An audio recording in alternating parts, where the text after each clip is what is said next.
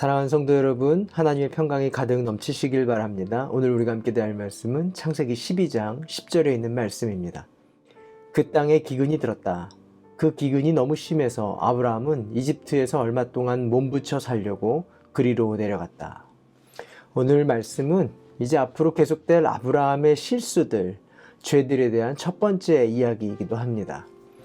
아브라함이 복의 근원이 되고 또 믿음의 조상이었다라고 말씀합니다. 그러나 이마저도 하나님의 경륜하심이 없이는 그가 믿음의 조상이 되고 복의 근원이 될 수 없었습니다. 사실 아브라함은 12장에서 하나님의 음성에 순종하고 하란을 떠나서 가나안 땅으로 이주하는 것, 그 이후부터 22장에 이르기까지 이삭을 제단에서 드리기 전까지 하나님의 구원의 계획을 위험에 빠뜨리거나 하나님을 곤경에 빠뜨리는 일을 계속합니다.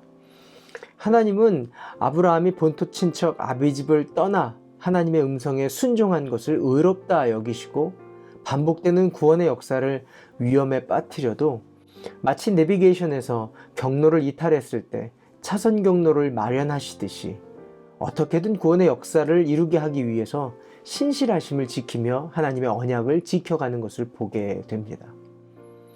아브라함은 네겝에 이르렀습니다. 그런데 그 땅에 기근이 듭니다. 어제도 말씀드렸지만 가나안 땅은 이미 칠족속이 자리를 잡고 있습니다. 바알을 숭배하는 자들이 자리를 잡고 있는 땅입니다. 그 가운데에서 하나님의 나라를 세우는 사명이 아브라함에게 있고 하나님은 그 사명을 잘 감당하도록 아브라함에게 복을 주시고 약속을 해주신 것입니다.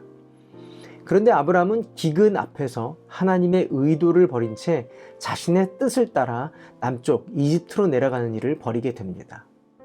기근이 왔다면 그 기근의 원인이 무엇이고 그 뜻이 무엇인지를 살펴보아야 할 텐데 그렇지 않고 자신의 계획과 자신의 생각으로 이집트 땅으로 내려가게 됩니다. 말씀을 따라온 땅에서 그 음성으로 그 땅에 뿌리를 내리는 것을 감당해야 할 때 기근과 어려움이 오자 자신의 생각을 의지하고 이집트 땅으로 내려가고 그곳에서 얼마간 몸부쳐 살려고 떠난 것입니다. 거기 내려간 땅에서 혹여나 사레가 부인이라고 하면 남편인 자신을 해하고 사레를 빼앗아 갈까봐 목숨을 부지하고 안전을 위해서 아내 사레를 누이라고 속이게 됩니다. 실제로 뒷감당이 안 되는 일이 이 일로 인해서 벌어집니다. 바로에게 아브라함에게 아리따운 누이가 있다라는 보고가 들어가게 되고 아브라함을 처남 삼고자 바로는 궁으로 초대하고 풍성한 대접과 그리고 온갖 짐승과 남녀 종들까지 그에게 주게 됩니다. 가나안 땅에 하나님 나라를 세우는 사명은 온데간데 없고 기근의 의미도 알지 못한 채 더욱이 하나님의 백성이 목숨을 부지하고자 사기를 치는 일이 벌어진 것입니다. 또 그로 말미암아 아브라함의 가정뿐만 아니라 목숨까지도 위태한 상황이 벌어지게 된 것입니다. 마치 경로를 이탈한 아브라함을 다시 네겝 땅으로 돌려보내고 구원의 계획을 이루고자 하나님은 바로와 그의 집에 무서운 재앙을 내리십니다. 그리고 바로는 그 재앙을 경험한 뒤에 아브라함을 불러서 이집트 땅에서 나가게 합니다. 성도는 말씀을 따라가는 사람들입니다.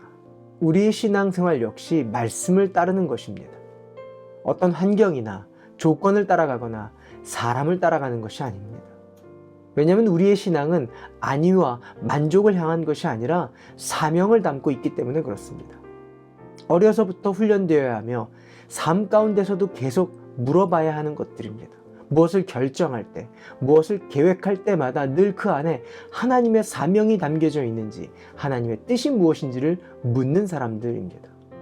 성도는 말씀을 따라 사명을 이루는 삶이기 때문에 그렇습니다. 사람을 따라 교회를 다니면 신앙이 사람을 따르게 됩니다. 쾌적한 환경을 따라 길을 가면 믿음이 환경의 지배를 받게 됩니다. 학교를 선택하는 것도, 배우자를 맞이하는 것도, 직장과 미래를 정하는 것도 말씀을 따르게 되면 그 길도 인도함 받을 뿐만 아니라 사명도 놓치지 않게 됩니다.